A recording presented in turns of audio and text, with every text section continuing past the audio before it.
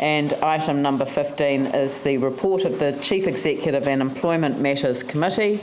And we have put forward a number of recommendations there, and I will move those recommendations from the chair. Do I have a seconder? Tim Scandrett. And I'll now open that up for discussion. Councillor Clearwater.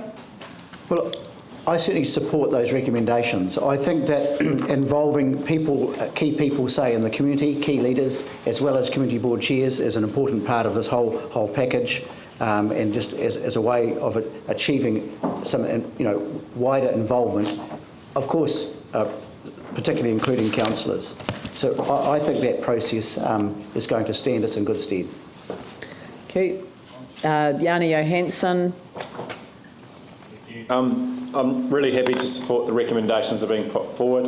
I just want to make 3 points in regards to this report. One is, I think it's great it's been done in the open part of the council agenda.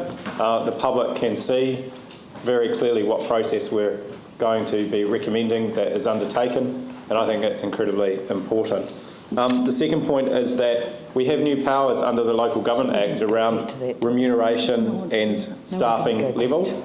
I think it's really important that this council has a really good look through this committee at what we do.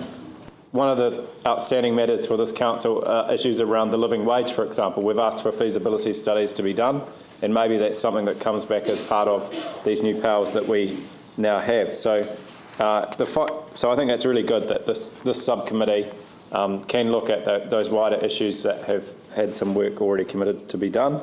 And finally, I just want to make the point, it's really good to see that we're now, as a council, going to be taking independent advice, not using the same consultants that are engaged by the organisation for other purposes to provide independent advice on matters around our chief executive. So I think that's really heartening. I think it's the right thing to do. It's a way of giving confidence to our community that these processes are robust, and I welcome that being acknowledged in this report. Thank you. Yeah, thanks. Not a lot more to add on that, other than the fact that we'd definitely love to echo what Jani just said about it being an open process. At the end of the day, it's our one employee that we have, but it's the city's employee. They're employed by Christchurch, so I'm really happy about that process. The only other thing too that I just wanted to mention with it, we look at the timeframes there. I've gone through processes like this before. We want the best person for the job. Christchurch deserves it. So I would bear in mind that we see it as potentially indicative. If things do end up taking a little bit longer, there's no point rushing it, because if you do a rush jobby, you end up with a crap jobby. And this is one of the most important things as a council that we will do, is hiring our chief executive to take the city forward in our new chapter. For an organisation that I sit on the board, which has about a third of the number of employees of this council, you're looking at about a 6 to 9 month process.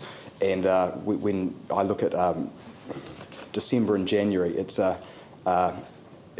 not a typical month or typical 2 months. So if it does end up being a little bit longer, I would hope that this council is open to that. But it's optimistic. The quicker the better, but we also want the best person for the job. So please don't be afraid if that does take a month or two longer to get that best person, that we're open to that. So supportive of this, and hope that I can count on all of your support too to move this forward. I also support this one. However, I'm concerned 5.2, the bullet point 1 in here. We provide advice from those the council, committee board chairperson, and committee leaders. I'm concerned whether committee board member, because they are all the elected members, we need to consultation from them as well. And also regarding to committee leaders, whereabout, we need to more define clearly. It's wider the community. That's the best. Yeah, thank you. Glenn Livingston and then David East. Thank you. I guess 2 things I would say is, one is take our time and do it well, and recognise the need to get onto this straight away. We can see the advertising schedule there, but we know right now it's being live streamed. Tomorrow it's in the papers. The advertising effectively begins then. Point number 2, take the city with us. The city came with us in another direction. previously. This is the chance to do it again and to take them with us. So for me, I think in this report that particularly stands out is that that ability, or that new direction we're taking to actually connect with the city. I think that's a really crucial part of this. Great. David?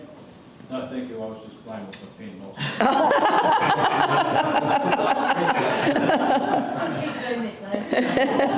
Is there anyone else that would like to speak? If not, I'll put the resolution. All those in favour say aye. Aye. Those opposed say no. That's carried. Thank you. And now we move on to item number 16, which is the appointment of committee.